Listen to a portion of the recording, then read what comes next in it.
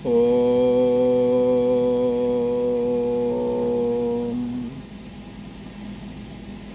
ओम।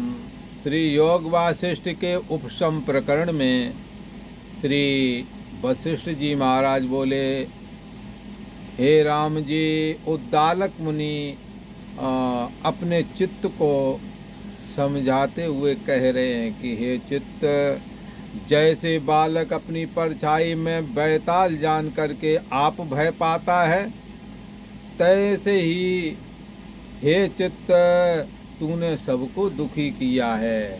यहाँ चित्त कहो, मन कहो, एक ही बात, बुद्धि कहो, एक ही बात। तो उद्दालक मुनि चूंकि ब्रह्म चिंतन करते हुए निर्विकल्प अखंड निर्विकल्प समाधि को प्राप्त करने की चेष्टा कर रहे हैं, इसलिए वो कहते हैं कि समाधि में प्रवेश न होने की वजह चित्त ही है, क्योंकि चित्त बहिर्मुखता की ओर भागता है। जगत के संस्कार, राग द्वेष काम क्रोध आदि के संस्कार से युक्त है। और जैसे बालक अपनी परछाई में, अपनी ही परछाई में बेताल समझ करके दुखी होता है, ऐसे ही चित्त तूने हम सभी को दुखी कर रखा है। और उस दुख से छूटने का उपाय क्या है? तो बताया कि जब तेरा नाश हो तब आनंद प्राप्त होगा।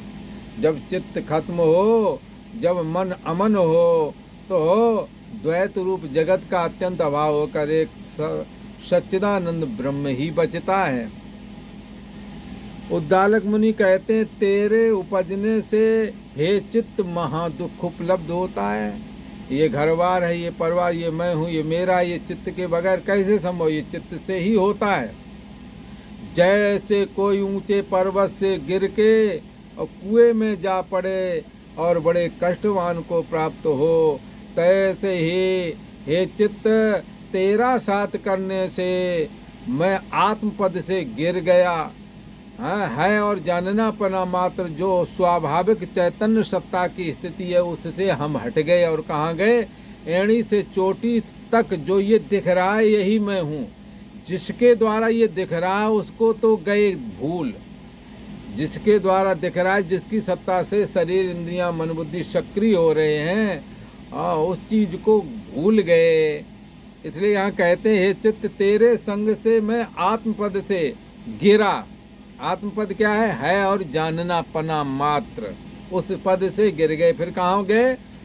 एड़ी से चोटी तक जो ये सामने दिख रहा था, शरीर परिवर्तनशील, जन्मना, अस्थि, वृद्धि, विपरिणाम, अपक्षय और मृत्यु, ये 6 विकारों वाला जो ये शरीर दिख रहा था, क्योंकि पीछे तो दिखता नहीं, आगे को ही दिखता है। इंद्रियों के दरवाजे सब बाहर की ओर है, अंदर की ओर कोई है नहीं। इसे तस्मात् परांग न पश्यति, इसलिए पीछे की ओर ये इंद्रियां नहीं देख सकती। न अंतरात्मन तस्मात् परांग पश्यति न अंतरात्मन, ये इंद्रियों के द्वार बाहर की ओर बने हुए, इसलिए विषय भोग भी ने बाहर से मिलते हैं। यही कारण है कि अंतरात्मा को ये नहीं देख सकती। और ये राग द्वेष से दूषित चित्त हो जाता है। हे चित्त तेरा जब साथ किया तो मैं आत्मपद से गिर गया, देह मैं हूँ ऐसे भाव में लिप्त हो गया और राग द्वेष रूपी दुख पाता था।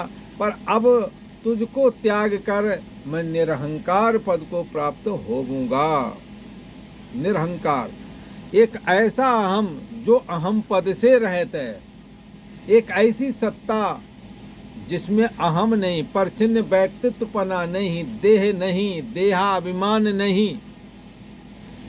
फिर जो जानने हारा तत्व है उसको निरहंकार पद कहते हैं। अहंकार से रहित पद। जितने पद हैं अहंकार के सहित हैं, परंतु जितने अहंकार है, चित्त जहाँ जहाँ चित्त है वहाँ कोई ना कोई अहम है ही है।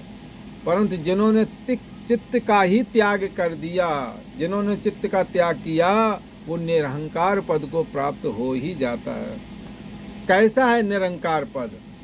तो उसके लिए कहते हैं, उद्दालक मुनि कहते हैं, वह पद न प्रकाश है, उसको प्रकाश नहीं कह सकते, क्योंकि हम प्रकाश सूर्य का देखते हैं, अग्नि का देखते हैं, चंद्रमा का देखते हैं, ऐसा प्रकाश वो है नहीं।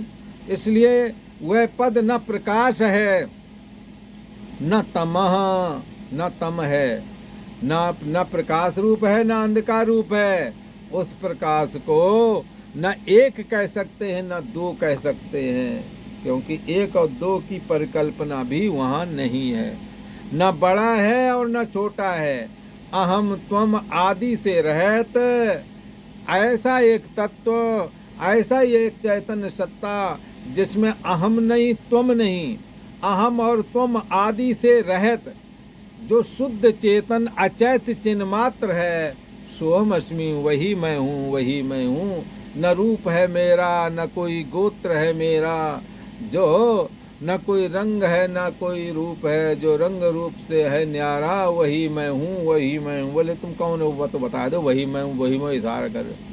बोले इसको तो इशारे किया जा सकता, सीधा सीधा इसका कोई नाम ही नहीं है। जितने नाम है रूप और आकार वाले के नाम होते हैं, परंतु जिसका कोई रूप न रेख न रंग कछु, रूप रेख आकार कुछ है ही नहीं, उसका नाम क्या हो सकता है?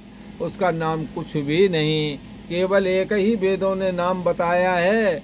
और यूं तो फिर बाद में जब उपाधि स्वीकार करता है, आकार धारण करता है, तब तो उसके बहुत नाम हो जाते हैं, हजारों नाम हैं। परंतु एक जो वेद उपनिषद आदि शास्त्रों ने वो जो नाम दिया है, तस्य वाचका प्रणवा, उसका पुकारू नाम, वाचक माने वाणी के द्वारा, उसे का बोले? बोले ओंकार बोलो। बोले ओंकार कैसा है? बोले ओंकारे वेदम सर्वम, ये ओंकार सर्व रूप है। और ये ओंकार ही यदि उपाधि का त्याग कर दे तो शुद्ध चैतन्य सत्ता भी ओंकार ही है। ओंकार का ही सगुण विग्रह और निर्गुण निराकार विग्रह, सगुण साकार विग्रह, ये सब ओंकार के ही है। निर्गुण निराकार विग्रह ओंकार का आत्मा के रूप में सब में स्थित है, ब्रह्म के रूप में ईश्वर के अंदर में भी स्थित है। और ईश्वर का सगुण निराकार, सगुण सतोगुण रजोगुण तमोगुण की साम्य अवस्थाओं को, मिली जुली अवस्थाओं को, जब एक ऐसी अवस्था जहाँ सतोगुण रजोगुण और तमोगुण एक ही थे, बाद में ईश्वर की इच्छा से उसमें से सतोगुण निकला, रजोगुण निकला और तमोगुण निकला। तमोगुण रुद्र के रूप में खड़ा हुआ, रजोगुण ब्रह्मा के रूप में, चतुर्मुख ब्रह्मा के रूप में खड़ा हुआ, और सतोगुण चतुर्भुज विग्रह पीताम्बरधारी भगवान श्री हरि विष्णु के रूप में खड़ा हुआ। ये क्या है? ये एक चिन्हमात्र तत्व ही ओंकार का रूप धारण करके फिर सतोगुण से विष्णु भगवान, रजोगुण से ब्रह्मा और तमोगुण से रुद्र भगवान, इस तरह से त्रिदेवों के रूप में भी एक चैतन्य सत्ता आत्मा ही हर जगह विद्यमान है। जरा मृत्यु राग द्वेष भय, हाँ, सब तेरे संयोग से होते हैं। जन्म हो चाहे मृत्यु हो, चित्त ना हो तो किसका होवेगा? चित्त का चित्त जब इस शरीर का त्याग करता है तो दूसरे शरीर में चला जाता है, तो जरा और मरण किसका हुआ? शरीर में प्रवेश करने को जन्म कहते हैं, शरीर से निकलने का नाम मरण है। जरा मृत्यु, जन्म और मृत्यु जिसकी होती है वो जीव ही तो है। राग और द्वेष, कहीं पर राग है तो कहीं पर द्वेष बुद्धि बनी रहती है। हाँ, राग द्वेष और भय ये सब चित्त के अंदर ही रहते हैं। अब तेरे वियोग से हे चित्त, अब मैंने तेरा त्याग किया है, और तेरे वियोग से मैं निर्विकार शुद्ध पद, शुद्ध पद क्या है?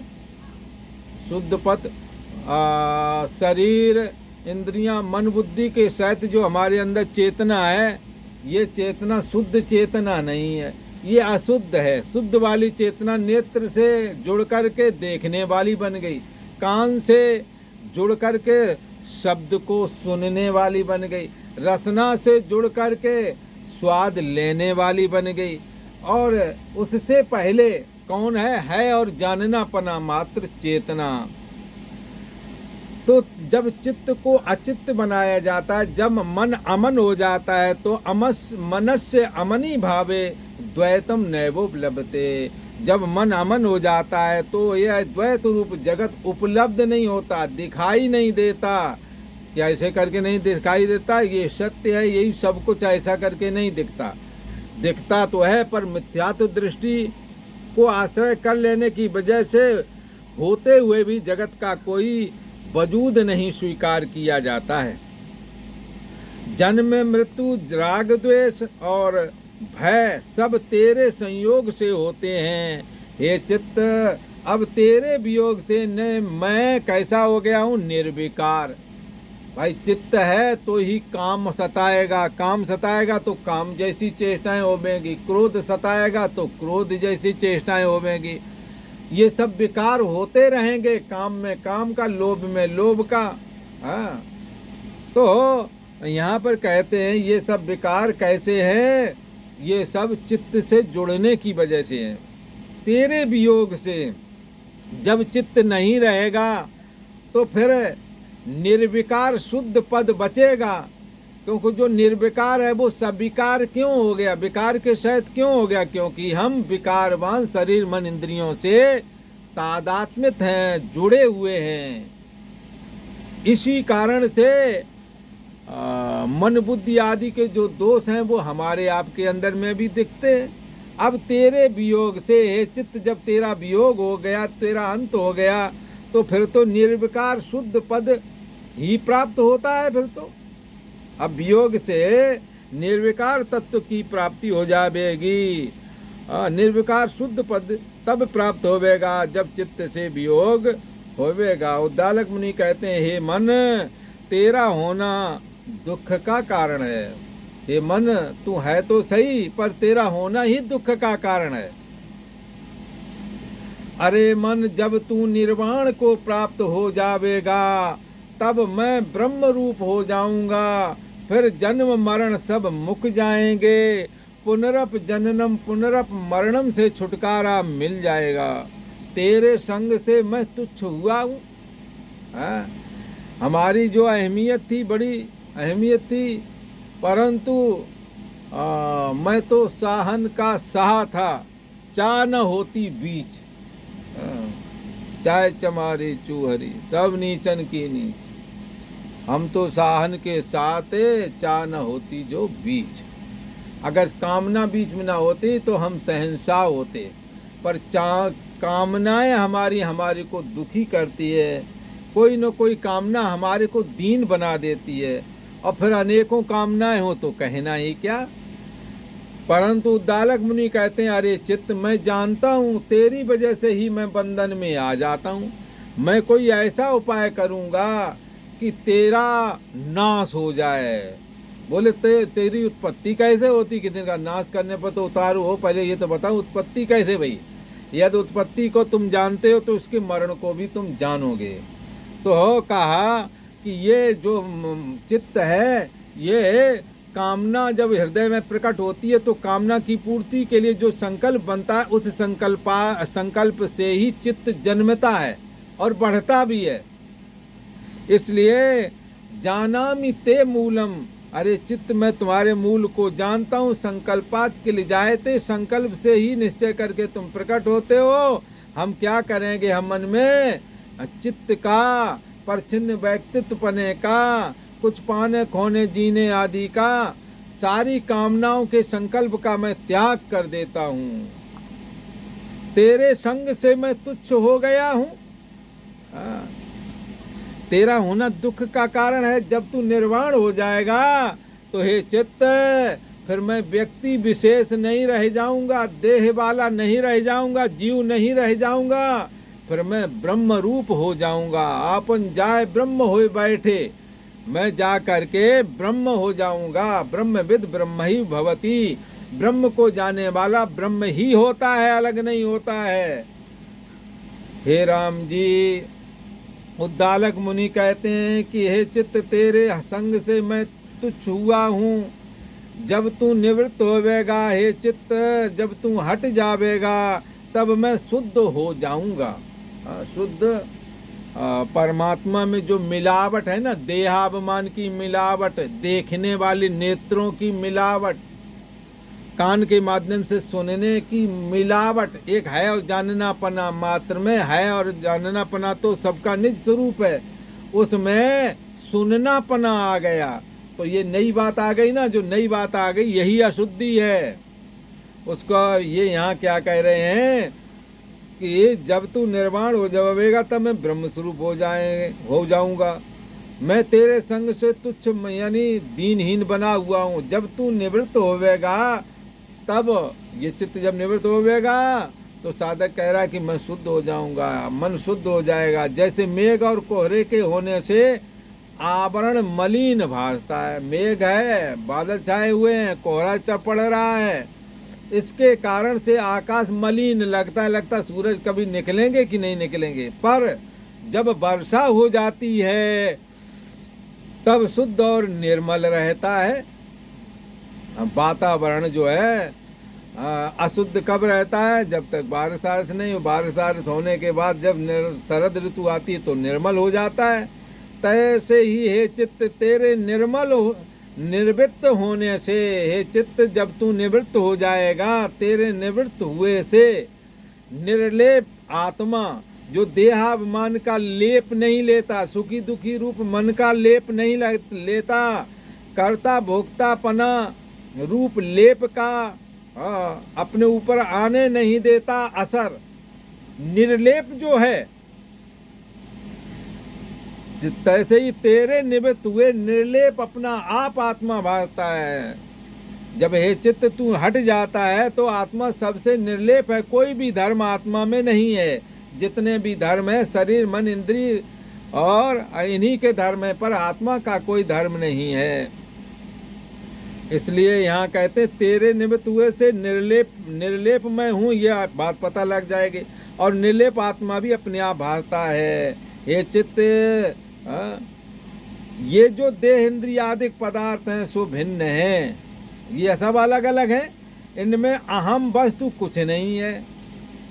इनको हे राम जी, इनको एक तूने ही इकट्ठा किया है। किसने? हमने। हमें को देखने की इच्छा हुई इसलिए आंखों को इकट्ठा किया, सुनने की इच्छा हुई तो कानों का संग्रह किया, और जब सूंघने की इच्छा हुई तो नाक का संग्रह किया। तो हमने जो जो विषय चाहिए था उसकी परिकल्पना कर ली, वैसा ही होकर के दिखने लगा।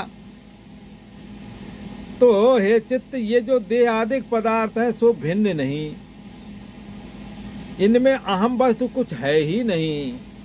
इनको एक तूने ही इकट्ठा किया। जैसे एक तागा अनेक मणियों को इकट्ठा कर लेता है, तैसे ही हे चित्त तूने सबको इकट्ठा करके और फिर बाद में तू अहम अहम करता है।